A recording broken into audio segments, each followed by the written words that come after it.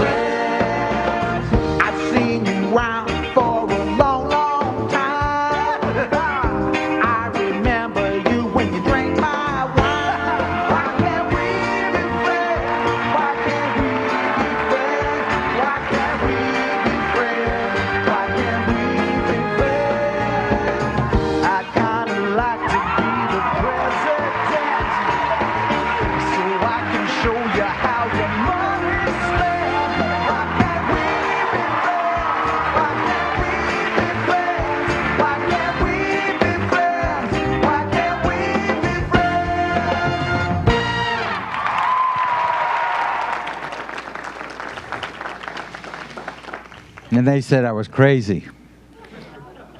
Southern Baptist boy up there, and we're in a Baptist church. I guess I'm a Baptist boy that does, because I love dancing. It's great to be with you all here tonight. And what was it they used to say is don't follow children or an animal act or Derek. But my part in all of this is to show you that a little boy from Laredo, Texas, who God gave a little talent to, can make things happen. How many times have you sat in church and heard the preacher talk about the fact that you have talents? Some have great talents and some have little talents, but we have to use our talents in any way that we can. Now, I got to tell you, when I got started in politics, it was way back in the 70s. I had a pest control company. I killed bugs for a living. I did. Turned out to be a pretty good experience for what I ended up doing, but I was just trying to raise my family, make my company successful so I could raise. But I mean, every time I turned around, the government was doing something. Regulations, taxation, pulling me one way or another. I was constantly fighting off the government. And I finally realized that government was the cost of doing business. And I looked at my balance sheet, and I was doing nothing, zero, to affect government and its cost to my business. In fact, I sat down and I figured out what government cost my business. I had my accountant put it as a line item in my profit and loss statement. Back in 1974, that was 67%. State, local, and federal taxes and the cost of regulations and paperwork and all the other stuff that I had to pay for. Back then, it was 67%. So I decided to do something about it. Now, I didn't know what to do about it. What could I do? I'm a little pest control operator in Houston, Texas. What can I do about it? I was griping about it one day. I was picking up my brother who was in law school, and he was clerking for Justice of the Peace. And and so I was sitting out waiting for him to come out in the outer lobby of the Justice of the Peace office, and I'm griping like anybody else. And this lady who's sitting behind the desk, the receptionist, happened to be the vice chairman of the Republican Party in Harris County in Houston, Texas. She said, well, why don't you do something about it? I said, what can I do? 3 days later, I get a call from the county chairman of Fort Bend County and asked me to volunteer to be the precinct chairman out where I lived. I lived in a little community way out of town. We had horses. We were loving life. Had a little golf course out there. And so I said, sure, I'll be precinct chairman. Little did I know there were only 5 Republicans in the entire precinct. My wife and I, another couple, and a little old lady whose husband was a big Democrat. In fact, in Fort Bend County, back in those days, Fort Bend County was really a tough place to play politics. Democrats controlled everything, everything. They shot Republicans. They didn't elect Republicans. Literally, in my home county, had a wonderful Texas history, but sometimes a little black of a history. After the Civil War, in order to keep blacks from holding office, they formed within the Democrat Party 2 parties. One was called the Jaybirds, who were formed to keep blacks from holding office during Reconstruction. And the other was Woodpeckers, black sympathizers. And the Jaybirds and the Woodpeckers would have gunfights out in front of the court. That's tough politics. So I'm a precinct chairman, and only 5 Republicans. In 1976, I had held my first primary. They gave me a book on how to be a precinct chairman. I did exactly what they told me to do. Back then we didn't have computers, so I did card files in a shoebox. I went out and registered everybody in the precinct, whether they're Republican or not. And then came time to hold my primary, I couldn't find a building to hold it in. They wouldn't let me hold it in my church because the pastor said if the Republicans voted here, nobody'd come to church. I'm serious. Wouldn't let me hold it in the community building because the Democrats were voting there, but the law says in the book that Republicans can vote as long as you have 2 entrances and doors and 2 exit doors. They could vote no, but we're the Democrats, we control the community's building, you can't vote here. Went to an empty storefront and said, I'll clean out your storefront if you let me hold my primary. Are you kidding me? The Republicans vote here, nobody'd ever rent this place. So I finally set up some card tables in my barn, in my backyard, and I held a primary. And during the primary day, I took out my cards and I called people to come vote in the primary. Had over 168 people vote in my Republican primary. I thought I was something. Well, it really was Ronald Reagan running against Gerald Ford, and he so excited Texans, they wanted to come for the first time and vote in the Republican primary for him. But maybe I had a little bit to do with it too in organizing my primary. So I'll make a long story short. When you go from 5 to 168, you get put on a committee, candidate recruiting committee. I didn't want to go, but I went because it was useless. I mean, you know, you beg people to put up a filing fee to put their name on the ballot knowing they'd never get elected in Fort Bend County. So I went. And they made a joke. They got down to state representative, and it was going to be an open seat. And somebody said, DeLay, why don't you run? Everybody laughed. And because I didn't know anybody, I lived in a little town of 400 people. But on the way home, I couldn't think of anything else. I was totally consumed with the notion of running for state representative. I didn't know enough to know that I couldn't win. I didn't know how to run a campaign, but I got a book on a campaign. I ran a textbook campaign, did exactly what the book told me to do. They'd really never seen such a thing in Fort Bend County. I'll never forget, quick story, and then we'll get to the meat of my remarks. I'm knocking on doors like crazy. In the heat of Houston, sort of like the way it was today, and it was in the middle of July. It was just right 3 weeks after the primary, and I'm knocking on doors. And when I happened to be in Rosenberg, Texas, and when you're in Rosenberg, Texas at lunch, you go to Howard's Cafeteria if you want to politic, because that's where all the business people and the farmers and ranchers eat lunch. All you could eat for $3 of great home cooking. So everybody's always there. So I'm standing out in front of Howard's Cafeteria, and I learned very quickly, you catch them coming out because going in, they're hungry and mean. You always wait till they finish and come out, and especially if you're a Republican. And I'll never forget this particular day, never forget it. This big, tall Czech rice farmer comes walking out. He must have been 6'6" if he was an inch, weighed at least 280 pounds, all muscle. I knew he was of Czech descent, a lot of Czechs in Fort Bend County, because he had a small telltale crowned hat, a cowboy hat on. And I knew he was a rice farmer because he had a rice farmer's uniform on. He had brown cowboy boots, brown khaki pants, and brown khaki shirt.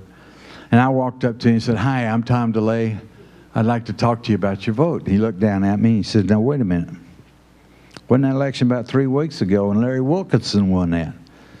I said, no, that was the primary, the Democrat primary. I'm the Republican in the race, and I'm running for the general election.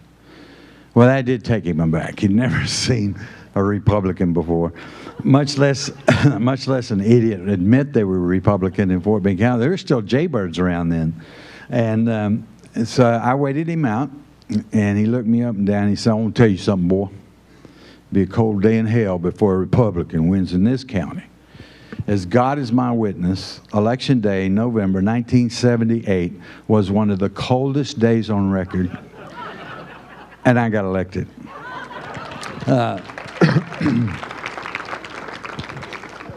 Now, I'm just like you. I'm just a guy, a little bit small businessman who became a precinct chairman, worked for some candidates, you know, ran phone banks, helped stuff envelopes, knocked on doors, did canvassing, I did all of that. But the Lord led me, even though I wasn't walking with Him at the time, led me through all of that, and here I am, a state representative. Now, this is the beginning of my education, because I go to the state legislature for 140 days in Texas. It's a great system. I wish we could do it in the federal government. Texas only meets for 140 days every 2 years. And you have the biggest state in the nation that only needs to meet 140 days every 2 years. But I just finished a session. I'm feeling pretty full of myself. I'm a state representative, been through first session. I'm pretty important, hot stuff.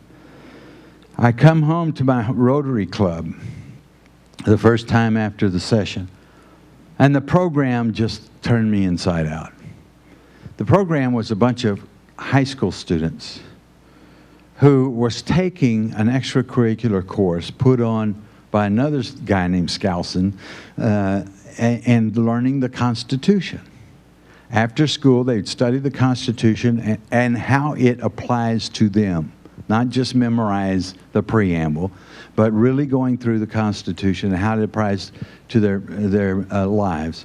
And the first thing out of this high school student's mouth was, how many amendments are there to the Constitution? I was embarrassed. I didn't know.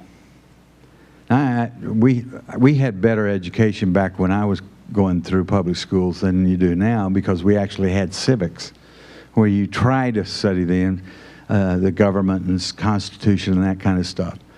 So I thought I was so embarrassed that I didn't know the answer that I went and took that high school course.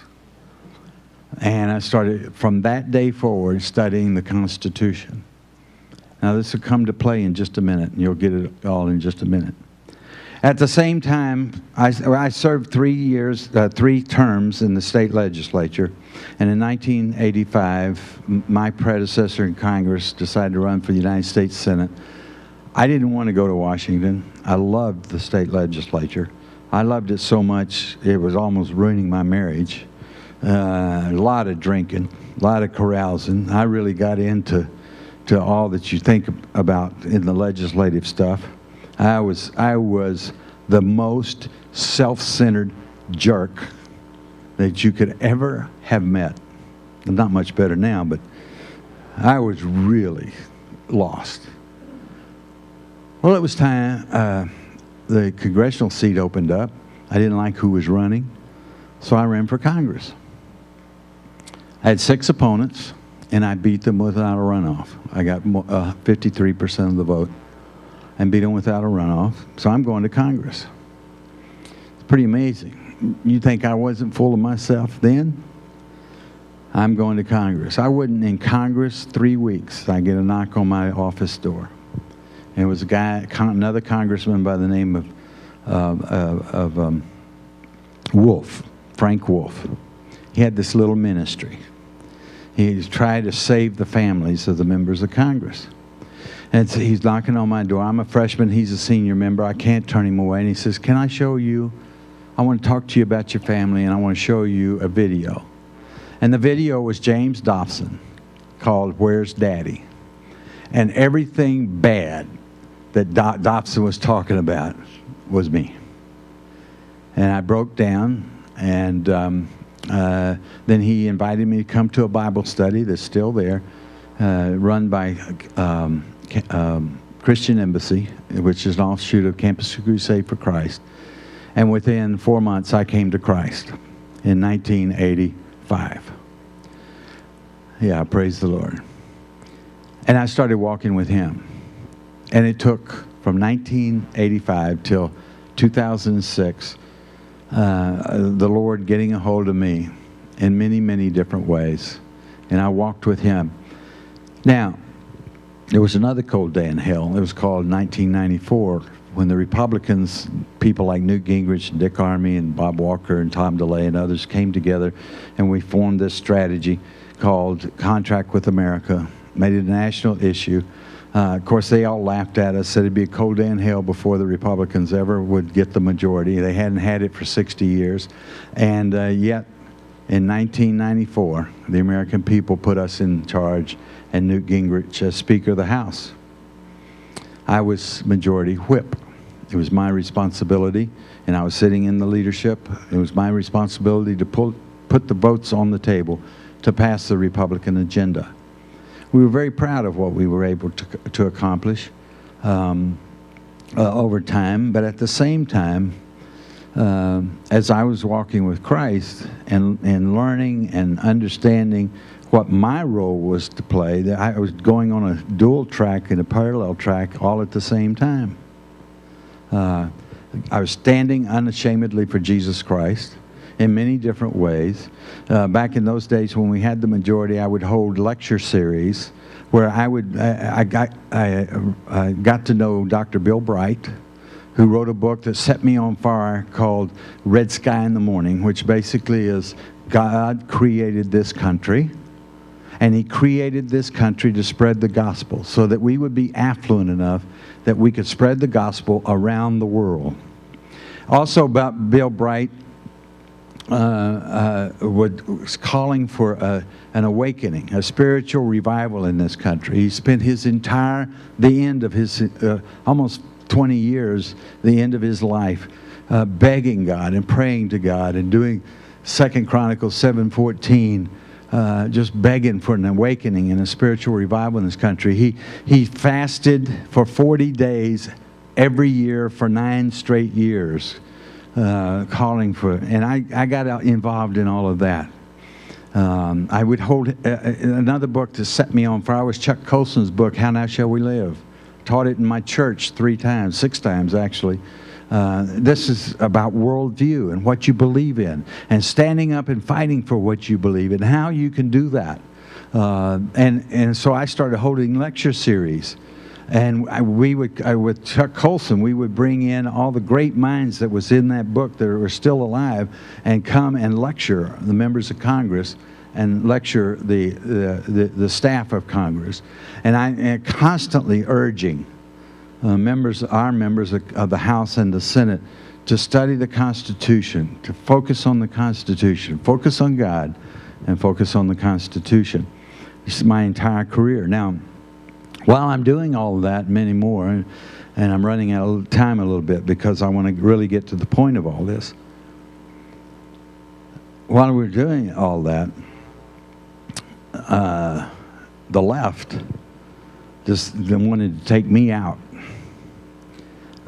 because for whatever reason they knew that what I was doing was not what they wanted to see happen in the American politic. So we take over in 1995. In 1996, the Democrats, Nancy Pelosi and Pat Kennedy, announced to the world that they're going to take out this corrupt Tom DeLay. And so I got my first ethics charges in 1996. Frivolous, thrown out. But you can imagine, think of yourself, put yourself in my shoes, when they announce on the national stage that the ethics charges have been filed against you. It's front page everywhere, top story news on TV, it's everywhere. But when they throw it out as frivolous, they hardly report it. So all they wanted to do is create this understanding of corruption in Tom DeLay and the Republicans. 1998, right after we impeached Bill Clinton, I get another set of ethics charges. Same story, frivolous ethics charges, huge media, thrown out and hardly mentioned. You getting the pictures? 96 election year, 98 election year, the year 2000, they actually filed a racketeering suit, a RICO suit against me. They put in the suit that I was conspiring to defeat Democrats. I almost pled guilty to that one. But it was a jail time, so I decided to fight it. In 6 months, the judge threw it out. And then in 2002, more ethics charges. And then in 2005, I'm indicted on a law that doesn't exist in the state of Texas. Now, the only reason I'm indicted is because they got a rogue district attorney in Austin, Texas, that, you know, the old saying, you can indict a ham sandwich before a grand jury. So they actually went through 6 grand juries before they found one that was just sworn in 30 minutes.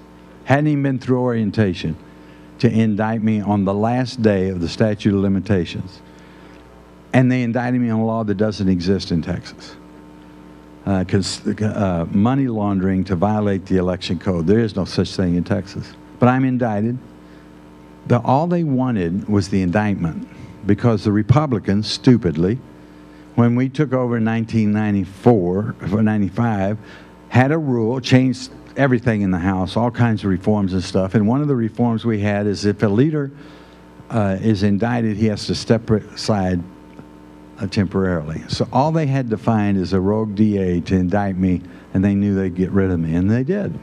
I resigned from Congress in 2006. I've been under this cloud for the last almost 8 years. I'm still under it. We're in appeals court. I was convicted. It took 5 years for me to get to trial. You'd think I'd have killed somebody. But all I did was raise money to elect Republicans. That's what I did wrong.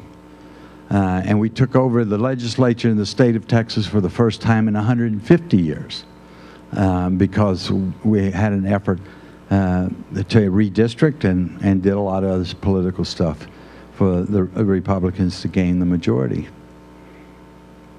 5 years to get to trial. 3 weeks of trial. And I'm convicted. Now, I am tried unconstitutionally in Austin, Texas. I don't know if y'all know much about Austin, Texas, but it's the most liberal city other than San Francisco in the world. Yeah, we call it the People's Republic of Austin. And my jury foreman was a Greenpeace activist, and her brother was an LGBT homosexual activist, and the jury went downhill from there. So naturally, I'm going to get.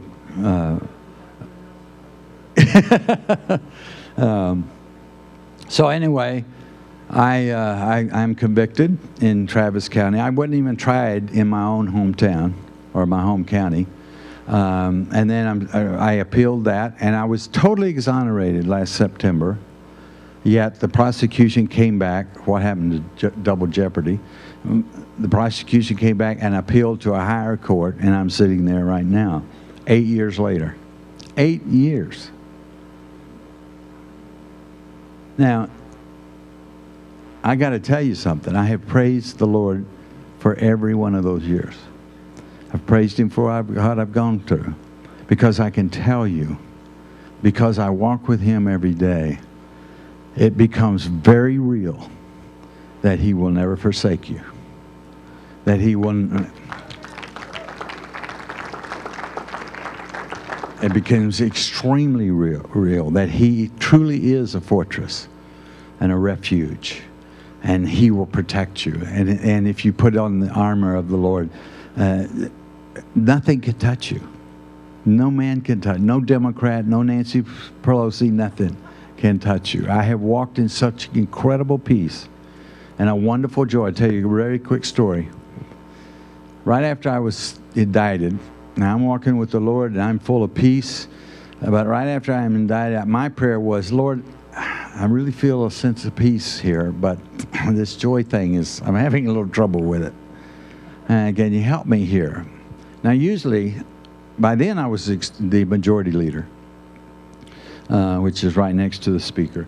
And I'd get up in the morning. Most mornings when I opened my eyes, I would just go through this incredible list of stuff that I knew I had to do that day, because I was scheduled every 10 minutes, and I'd have 3 meetings every 10 minutes.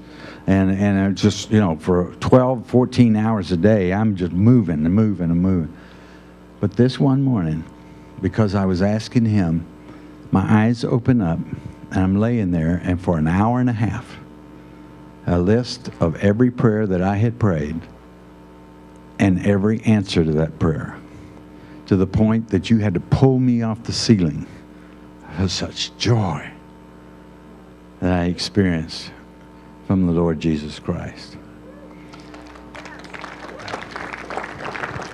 Now, where am I going with this? Where I'm going with this, ladies and gentlemen, is we have, as Derek's, what? What? What? Dexter, I'm sorry, Dexter. Thank you. I can't understand Floridian. Where I'm going with this is twofold. What I think the Lord has me doing right now is calling and continue to call for that spiritual revival that I participated in now for 20 years. Remember, if you go back to history, our first awakening before the revolution was almost 20 years. That awakening took 20 years of preachers coming out, Christians standing up, putting on the uniform. The whole history of that revolution came from that awakening that took over 20 years. The second awakening was before the Civil War. That was another 20 years. So the awakening that we're calling for, or praying to the Lord for, and desperately calling out to Him and crying to Him, may be another 20 years. I don't know. But I do know it ain't going to happen tomorrow. But what I do see is a spiritual movement in this country. As I go around the country, the Holy Spirit is moving. And moving in wonderful ways. I mean, look at this crowd here tonight on a Friday night. Something moved you to come here tonight. And I submit to you that it could be that the Lord is speaking to you along the lines of 2 Chronicles 7:14. Because He's not going to stand up here and zap, heal this land. He's going to use you and me to do His work. And we have to, all that praying and seek His face and turn from our wicked ways is opening ourselves up to Him so that He can use us in whatever way, little or small or big, that we can be used to turn this country around and bring a revolution for the Constitution. Ladies and gentlemen, we have got to get off of defense. We have to get on offense. As Dexter was pointing out, the fact that it's been 130 years for the left and the progressives and the communists, or whatever you want to call them, to bring us to where we are today. Certainly it's been accelerated because Barack Obama is President of the United States, who is a Marxist. And he's getting everything that he wants, and he is driving it home. That's why you feel so scared about what he's doing to our country. It has accelerated into what's happening. So we have two worldviews fighting with each other right now. The one worldview is expressed, and Obama is a symbol for that worldview. It's progressivism. Do you know that Karl Marx wrote the Communist Manifesto in 1848, before the Civil War? Europe was ablaze with this new intellectual elitism called communism and socialism. Everybody wanted to be part of it. And all our intellectuals from here went over there and studied it, and then brought it back over here. Now, and then started implementing, as was said. But the implementation started in the 1880s. The first progressive president was Theodore Roosevelt, who ran for president because he didn't like Taft, on the Bull Moose Party, which the name of the Bull Moose Party before they gave it Bull Moose was the Progressive Party. He was the first progressive president. Woodrow Wilson was a wacko leftist progressive.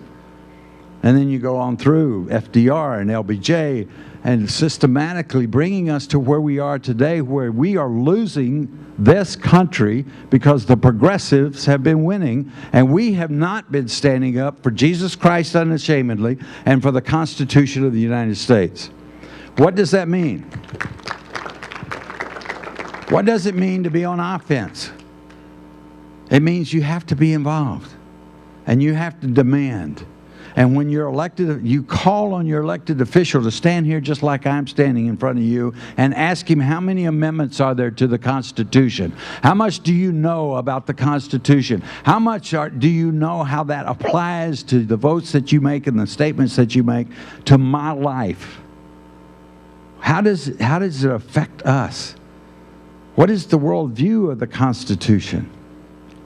Right now we have an election. This is a perfect time to be asking these people, Democrat or Republican, what they believe in when it comes to the Constitution and how does it apply locally, on state level, and on the federal level. This isn't just federal. This is state and local. The worldview of the Constitution should be applied at all levels. I mean, we're talking about the school system. Why are we fighting prayer in schools? That's a defensive action. Why aren't we electing members of the school board that will put the Bible back into the schools? That's an offensive action. Why aren't we demanding of our state elected officials that they stand for the 10th Amendment to the Constitution, which means that Florida is supreme to Washington, D.C.? And in all those kinds of issues that are involved in that. If you're running for Congress or United States Senate, when and how can we demand a constitutional government? Not just that we're going to run a leftist government more conservatively. That's what the leadership right now in the House and the Senate Republicans are doing. I can run it conservatively. We don't have to spend this much money. No, no. Show me where in this Constitution that it allows a Department of Education. Doesn't. Get rid of it. And demand that your federal office holders get rid of the Department of Education. I could go on. I don't have enough time to go down the list. But being on offense means we're going to fight off the left. You can't ignore them. You got to fight them off and stop them. And one way to stop them in this next election is to elect a different kind of Senate. Then you can stop Obama. That is, if you want to stand up for the Constitution. If you want to do what the Republican leadership has been doing since for the last 6 years, you won't stop Obama because he'll keep doing what he's doing. The point is that we've got to rewrite the federal government. Now, this is not going to happen overnight. It took 130 years to bring us to where we are today. It could probably take 50 years to turn it around. But if we stand on the Constitution, then everything else comes together. So what I'm asking you to do and pray for is spiritual revival. Let's bring Jesus Christ back into our political system and stand for Him unashamedly, because none of this is going to happen without God. It ain't going to happen without God. And secondly, demand a revolution for the Constitution. A revolution for the Constitution, and let's impose that on our political system. Let's bring it back the way God intended it and the way God wrote it. Then your children will have a different future. Thank you very much. God bless you. Well done, buddy. Well done.